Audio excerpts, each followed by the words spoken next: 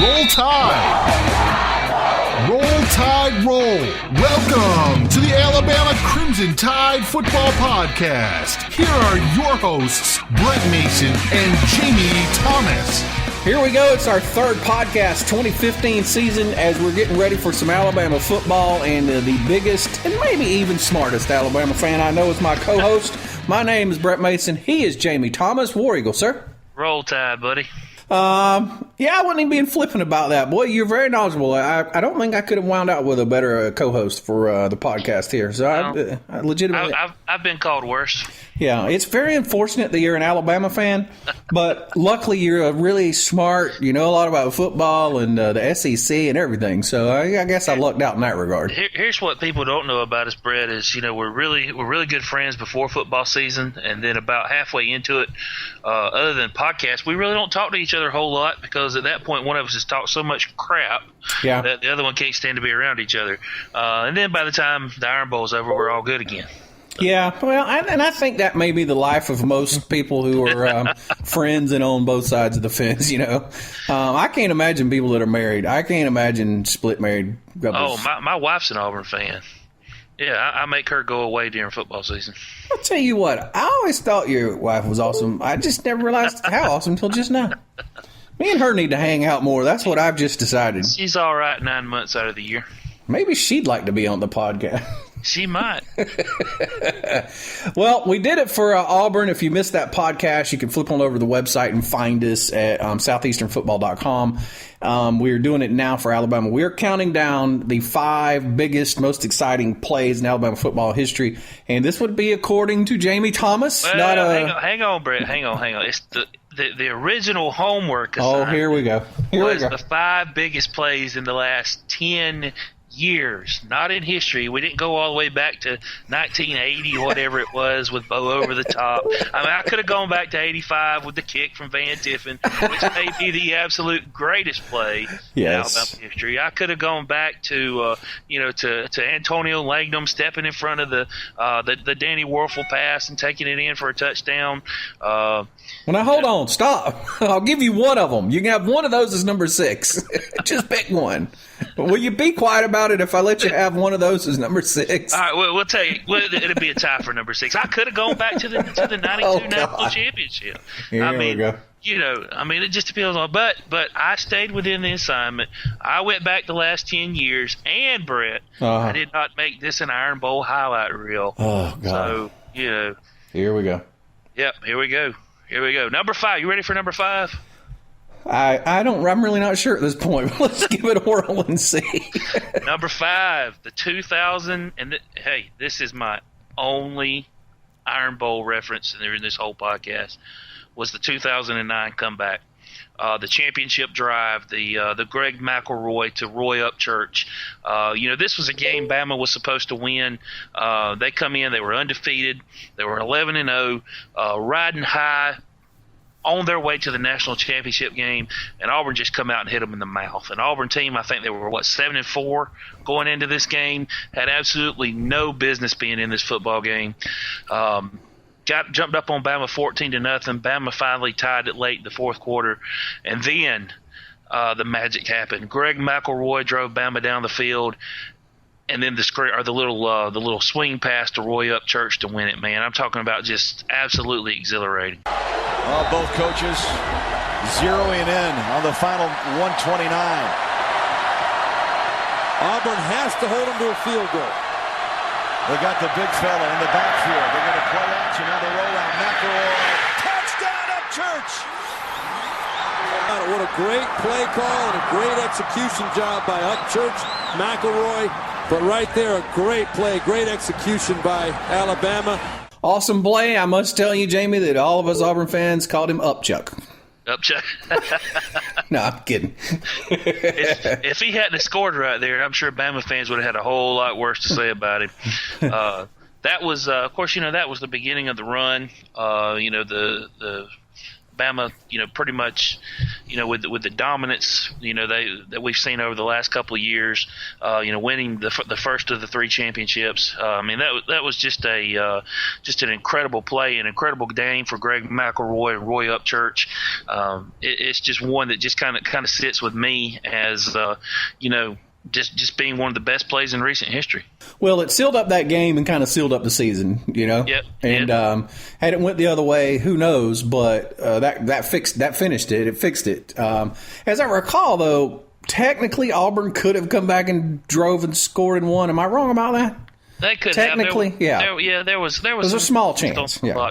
It was. I think at that point, it was less than a minute. In fact, I think it was like a minute 25. I remember it like it was yesterday. Minute 25, minute 24 left on the clock. In Bryant-Denny, no way Auburn's going to come back in that situation. Right. Absolutely. All right, sir. I think I've prepared for number 4 now. I'm not sure. I'll let you know. Well, we're going to stay in the same year. I mean, this is the Marcel Darius. This is the national championship game against Texas. This is a situation where the play really didn't have a game changing aspect to it, but Marcel, intercepted the shuffle pass. Texas had just put a new quarterback in the game after they knocked, I believe it was McCoy out. Darius comes in. The quarterback attempts a shuffle pass. It wasn't necessarily just the interception. It's the way he took it back and scored. I mean, he stiff-armed a guy. He did a spin move. He was in the end zone, and it really just kind of sealed the game for Bama.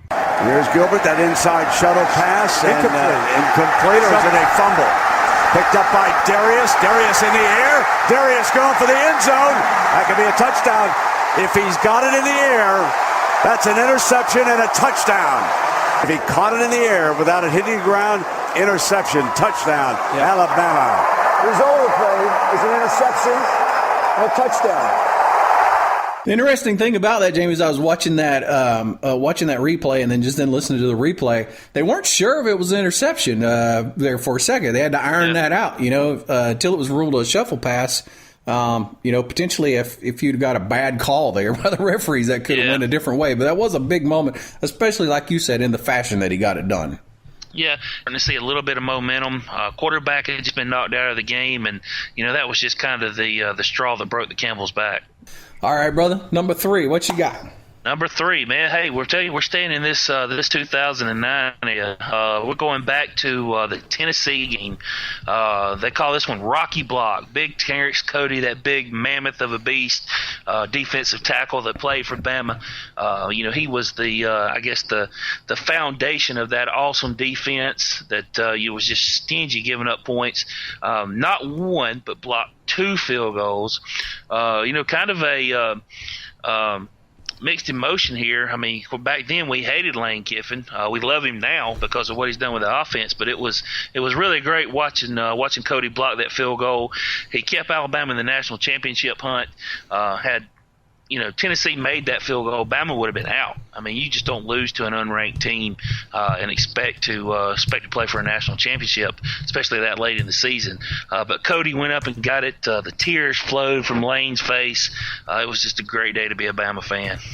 Check out this clip and picture in your mind Lane Kiffin losing his marbles. The ball will be spotted between the 34 and 35. 44-yard attempt. 4 seconds to go. Lincoln for the lead. Blocked again! Cody again! Oh, my! Alabama wins! I think that that moment provides an interesting dynamic, especially when you consider where Alabama is now. They kind of changed their offensive identity. It's because that guy is now your offensive coordinator. It's funny how the football in the SEC works sometimes, ain't it? I mean, you can hate a guy one day and love him the next. All right, what's next on the list?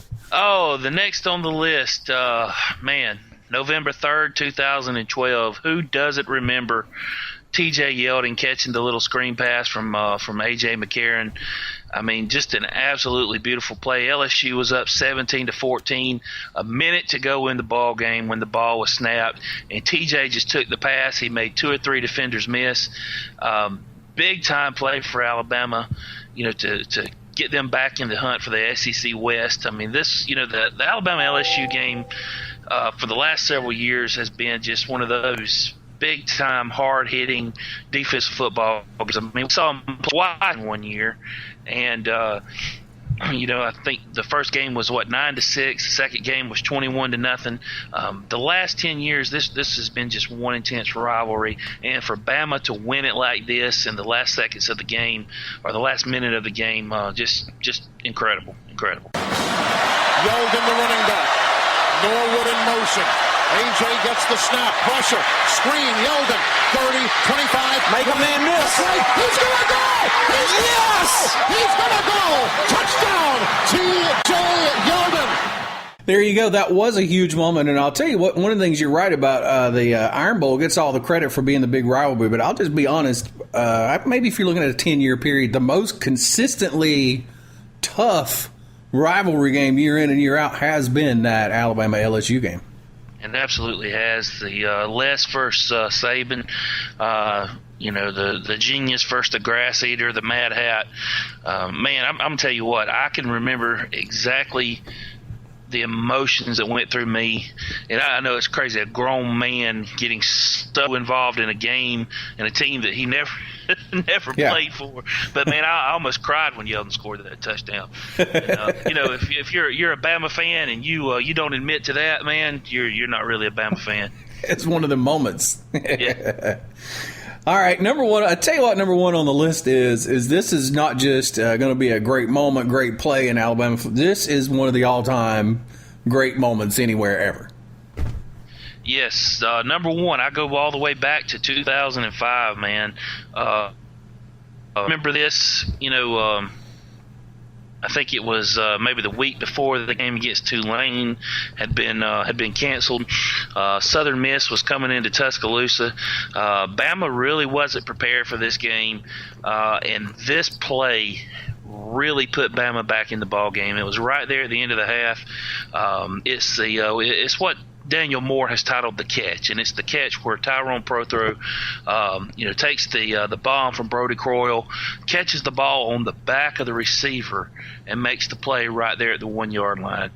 This is just like you said, it's one of the greatest plays in college football history. This is an awesome catch. Falk has great coverage, but see, he put his left arm on. Look, he catches off his back and holding on to the football. That's incredible. That's a great job of catch of the year.